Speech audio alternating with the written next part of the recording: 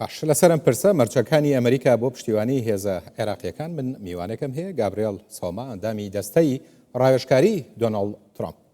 بەڕێز سۆمام کاتت باش. لە ڕوانگەی ئێوە ئایا حکوومەتی عێراق تا ئێستا هەنگاوی جددی و کردداری هەڵگرتووە بۆ کەمکردنەوەی توانای گروپە چەکدارە نافەرمیەکان و ئەمریکا چاوەڕوانی چ بەڵگەیەکەکە بۆ سەلماندنی ئەم پابەندبوونی عێراق؟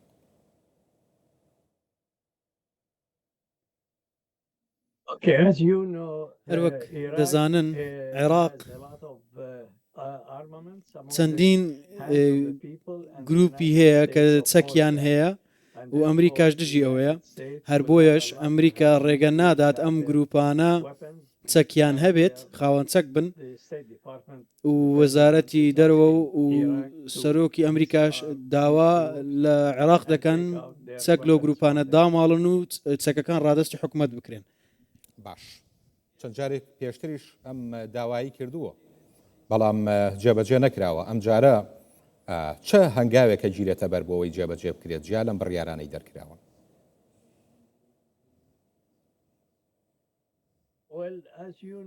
هەروەک دەزانن ویلایەتە یەکگرتووەکانی ئەمریکا دەتوانێت چەندین کردار بگرێتە بەر. یەکێک لە سەرسەختترین کارەکان ئەوەیە ئابلۆقە بخاتە سەر عێراق و سزای بدات و سەر حکوومەتی عێراقی شزا بدات لە دژێەوەی هێزەکانی بەکاربێنێت بۆ ئەوەی ئەو چەکان ئەو گروپانە لە چەک داماڵێنێت. بە هەمان شێوە کە بینیمان لە لوبناان چی ڕوودەدات، حەزبوڵڵا کە دەسەڵاتدار بووە چەکێکی زۆری هەبووە، ئەمریکاش حکوومەتی لوبناان ناچار دەکات فشاری دەخاتە سەر چەک لە حەزبوڵڵا داماڵێنێت. بۆیە عێراق ئێستا لە هەمان بارودۆختایە. باشە لەو پرۆژه یاسایی کۆنگرەسی ئەمریکادا مەرجی بێزکردنی دەسەڵاتی سەرۆکوەزیرانی عێراق وەک فەرماندەی گشتی لە پراکتیکا بەچی ئەپێورێت کە داوا کراوە و ئایا ڕێکارێکی دیاریکراو بۆ ئەم پرسە هەیە؟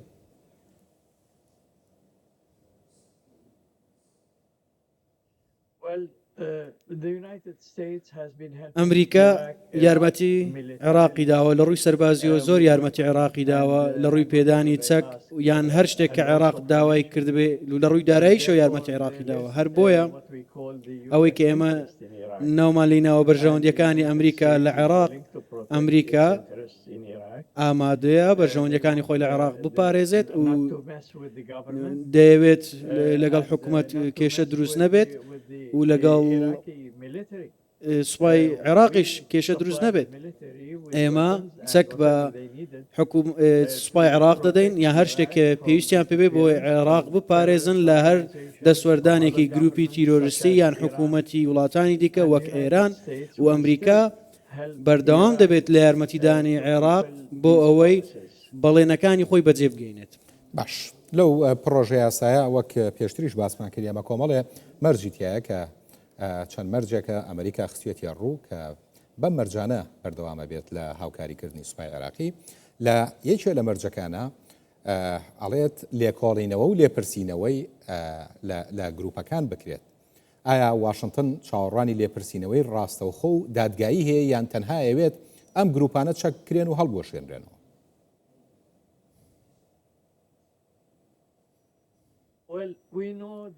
ڕاستیدا ئێمە دەزانین عێراق ئەو دیموکراسێتی لە عێراقەیە هاوشێوەی دیموکراسێتەکەی ئەمریکانیە، بەڵام سەرڕای ئەوە ئەوان دیموکراسێتێکی باش دروست دەکەن. حکوومەتی عێراق هەروەک دەزانن دەسەڵاتی دادوەری هەیە، حکوومەتی هەیە، دەسەڵاتی جێبەجێکاری هەیە، لە هەمان کات دەسەڵاتی یاسادانانی هەیە، دەتوانن هەر یاسایەک دەربکەن لەبارەی چەک داماڵینی و گروپە چەکدارانە. بۆیە هەر شتێک ئەمریکا بیاوێت ئەوە بۆی عێراق خۆشگوزەران بێت ئەوەیە چەک لەو گروپانە داماڵڕێت. مێژووی عێراق لە ڕاستیدا مێژوویەکی زۆر مەزنە، بۆیە ئەمریکا ئامادەیە یارمەتی حکوومەتی عێراق بدات، سەرۆکی عێراق، سەرۆک وەزیران و فەرماندەی گشتی هێزە چەکدارەکان هەر شتێک بیانەوێ بۆیان دابیم کات بۆی گەلی عێراق بپارێزن و هەروەها ئەو گروپانە چەکیان لێ بسەندرێتەوە ئەو گروپانەی کە هەڕەشیان لەسەر خەڵکی عێراق دروست کردووە. باشە پێتان وایە ئەمە کارێکی هەروە ئاسانە و وا بە ئاسانی حکوومەتی عێراقی دەتوانێت جێبەجێ بکات؟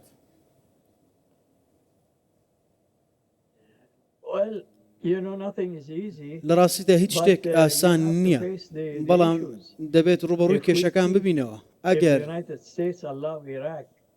ئەمریکا ڕێگە بە عێراق بدات ئەو میلیشیانە چەکیان لەدەست بمێنێت، لەوانەیە لە ئایندەدا جەنگی شەڕی ناوخۆی لە عێراق سەر هەڵبدات. بۆیە بۆ بە دوورخستنەوەی ئەو کێشانە و ئەو کارە ساتانەی کە دەکرێت لە هەر ساتێکدا سەر هەڵبدەن، ئەمریکا لەو بڕواایەدایە ئێستا کاتێکی گونجاوە بۆ حکوومەتی عێراق دەست بە چەک داماڵینی ئەو گروپانە بکات، چونکە ئەمانە هەڕەشەن لەسەر عێراق، هەڕەشەن لەسەر ئاسایشی نیشتیمانی و گەلی عێراق. هەر بۆیە ئەمە یەکەم خاڵە گرنگەکەی حکوومەتی عێراقە، ئەویش چەک داماڵینی ئەو گروپە چەکدارانەیە. باشە دۆناڵد ترامپ سەرۆکی ئەمریکا نێردەیەکی تایبەتی خۆی ناردووەتە عێراق، مارک ساڤایە، ئەویش چەند جارێ ئەم قسانەی دووپات کردووەتەوە، بەڵام ئەکرێ بزانین ینی مارک ساڤایە تا ئێستا ڕۆڵی چی بووە و چی کردو؟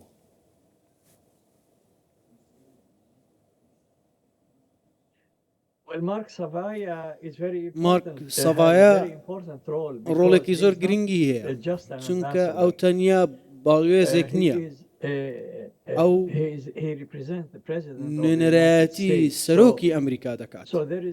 بۆیە بەهایەک هەیە بۆ قسەکانی، هەر قسەیەکیش بکات نوێنەرایەتی و پشتیوانی تەواوی سەرۆکی ئەمریکای لەگەڵ نوێنەرایەتی هزر و بیری سەرۆکی ئەمریکا دەکات. بۆیە ئەرکەکەی تەنیا باڵیۆزی نییە، ئەو لەسەر و باڵیۆز ئەو نوێنەرایەتی سەرۆکی ئەمریکا دەکات. ئەگەر زانیاریت هەبێت چی کردووە تا ئێستا؟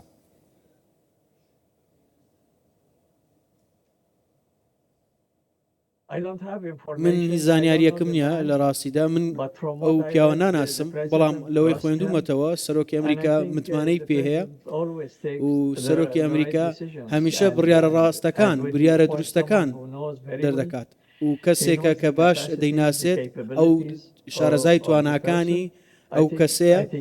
لەو بڕواایەدام ئەمە بڕیارە دروستەکە بووە. باش بەڵام تا ئێستا نەمان بینیوە لەگەڵ بەرپرسانی حکوومەتی عێراق بە فەرمی کۆ ببێتەوە لەسەر ئەم پرسانە قسەیان لەگەڵا بکات.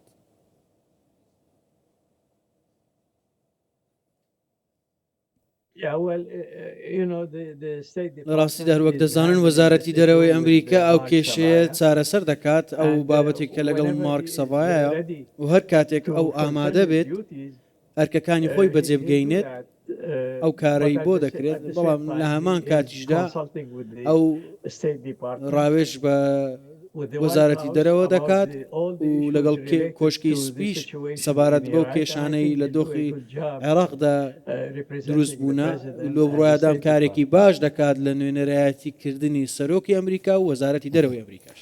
زۆر باش ئەگەر بینەوە سەر ئەو پرۆژە یاسایی کۆنگرێسی ئەمریکا ڕاگررتنی نیوەی بودجەی نووسینگەی هەماهەنگی ئەمنی چه کاریگەریەکی لەسەر هاوکاری سەربازی و ئەمنی لە نێوان واشنگتن و بەغدا بێ؟ ئایا ئەم هەنگاوە تەنها فشارێکی سیاسی نییە کە ئێستا ئەمریکایی کات؟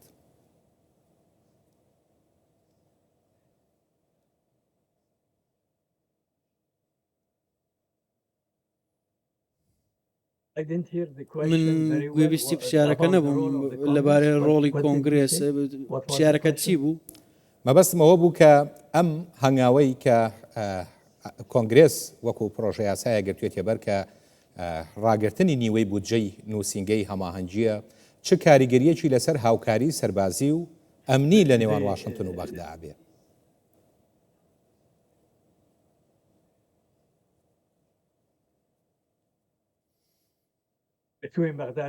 نێوان بەغدا و واشنگتن بەڵێ کاریگەریەکی زۆری هەیە.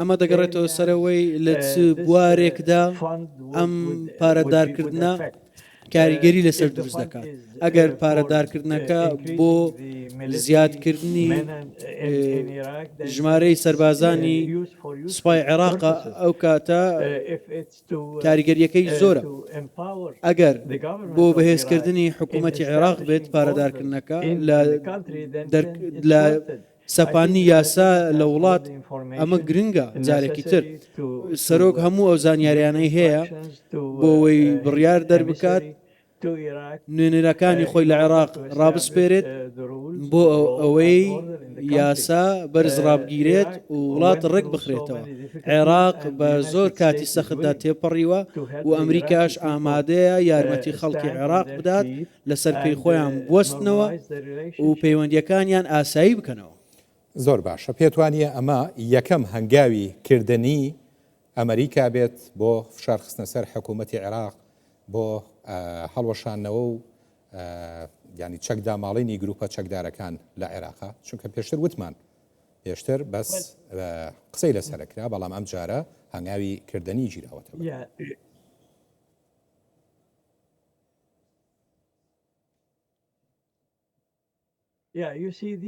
بڵێ هەروەک دەزانن ئەو میلیشیانە ئەگەر چەکیان لە نەسەندرێتەوە لەوانەیە لە ئایندە چەندین کێشە دروست بوو چونکە دوای ئەوەی عێراق سوپایەکی بەهێز و پتەوی هەبێت و ئەم سوپایەش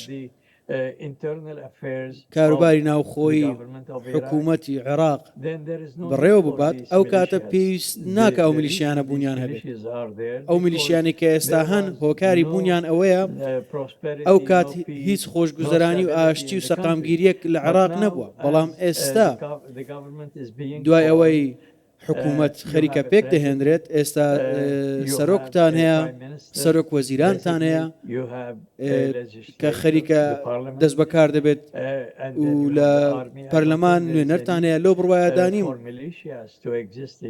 سوپاشتان هەیە لەو بڕوایەدانیم میلیشیا بوونی هەبێت سوپای عێراق دەتوانێت کێشەی ناسەقامگیری چارەسەر بکات لەو بڕوایەدام لە بەرژەوەندی عێراقدا حکوومەتی هەبێت سوپای هەبێت و ئەوان ئەمنیەتی وڵات بپارێزن زۆر باشە لەو پرۆژه یاسایە کۆنگرێس دەسەڵاتی لابردنی مەرجەکانی بۆ 180 ڕۆژ داوەتە وەزیری بەرگری کە ئەوترێت لەبەر بەرژەوەندی ئاسایشی نیشتیمانی ئایا ئەم دەرگایە نابێتە مای لاوازکردنی کاریگەری ڕاستەقینەی ئەم یاسایە ینی لە چه حاڵەتێکە ئەم دەسەڵاتە بەکارەهێنرێت